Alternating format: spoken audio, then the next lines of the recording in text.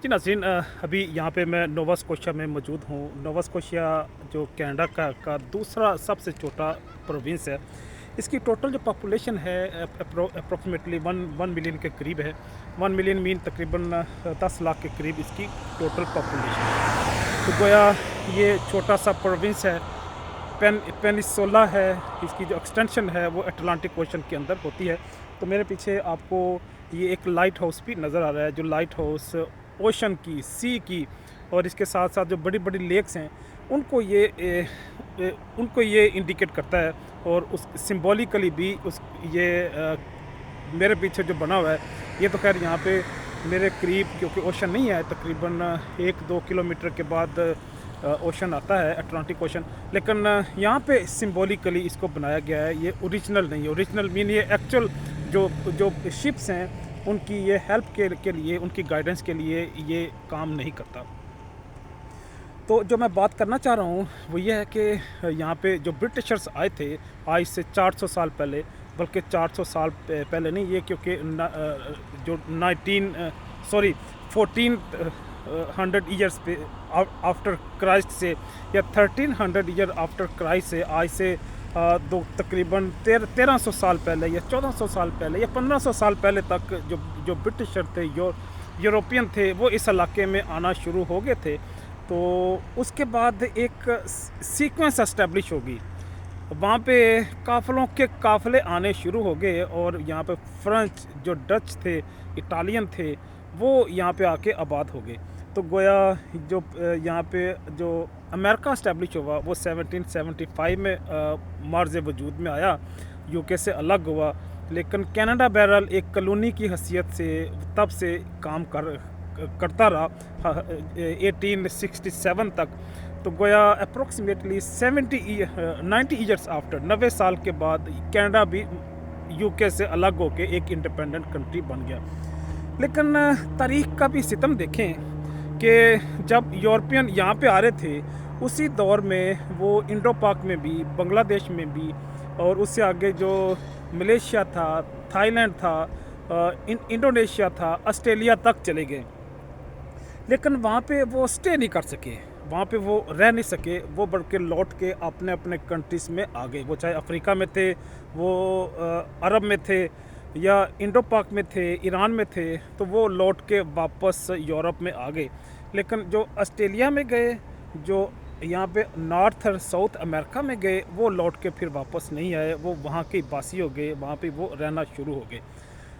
और 1857 में जब आखिरी जंग हुई आज़ादी की, जिसे हम जंग आज़ादी कहते हैं, जब टीपू सुल्तान मैसूर में वो मारा गया, उसके बाद जो यूके था, यूके की गवर्नमेंट थी, ब्रिटिशर्स थे, इनका वहाँ पे एक रूल इस्टेब्लिश हो गया, रिट इस्टेब्लिश होगी, इनकी एक सल्तनत कायम होगी। लेकिन उसी दौर में 1868 में कनाडा मार्ज़ वजूद में आ रहा था, और उसी दौर में जो इंडो पाक के अंदर मुसलमानों की हुकूमत ख़त्म होके वहाँ पे अंग्रेज़ों की हुकूमत बन रही थी। लेकिन फिर भी मैं समझता हूँ कि देखें, जो ज़माना है, हालात है, वक़्त है, तारीख़ एक जैसी बहरहाल नहीं रहती। और 1947 में तकरीबन 150 साल के बाद पाकिस्तान और इंडिया फिर दोबारा यूके से आज़ाद हो गए, इंडिपेंडेंट कंट्री बन गए।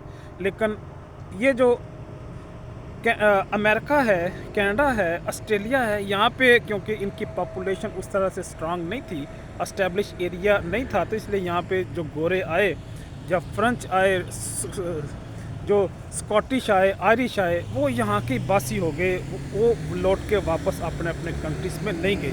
लेकिन मलेशिया से, इंडोनेशिया से, ईरान से, अरब से, अफ्रीका से वो लौट के वापस यूरोप में आ गए। वहाँ पे उन्होंने दौलत समेटी, उनके वसाइल इकट्ठे किए, इकट्ठे करके वो यहाँ पे अपने अपने कंट्रीज़ में आ गए।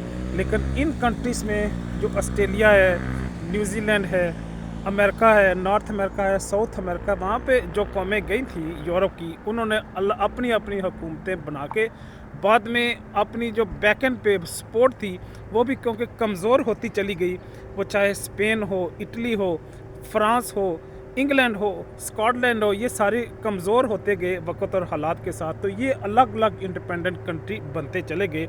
इन्होंने अपनी कॉलोनी का स्टेटस ख़त्म करके अलग से इंडिपेंडेंट कंट्री इस्टेब्लिश कर लिया। तो गोया इन्होंने अपने अपने कंट्रीज इस्टेब्लिश कर लिए। इंडो पाक के लोगों ने भी पाकिस्तान और इंडिया की शक्ल में, बांग्लादेश की शक्ल में, या जो अरब में जो लोग आबाद थे, उन्होंने यूएई के नाम से, कुवैत के नाम से, सऊदी अरब के नाम से अलग अलग कंट्रीज़ अपनी नेशनैलिटी की बुनियाद पे, कौमियत की बुनियाद पे, असबियत की बुनियाद पे उन्होंने अपने अपने ममालिक इस्टेब्लिश कर लिए। लेकिन ये भी एक वक्त आएगा, और वो वक्त अब ज़्यादा दूर नहीं है।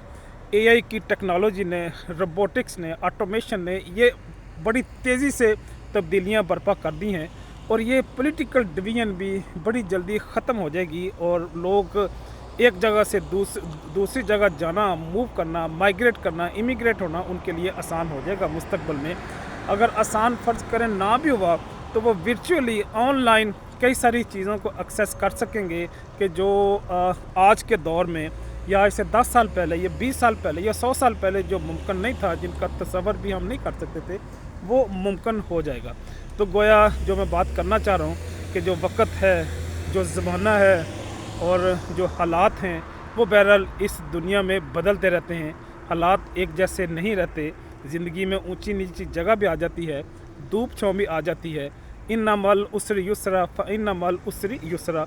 तो गोया तंगी के साथ फराही भी आती है, फराही के साथ तंगी भी आती है। तो इसी का नाम वक्त है, इसी का नाम ज़माना है, इसी का नाम ज़िंदगी है। इजाज़त चाहूँगा। अल्लाह हाफिज़।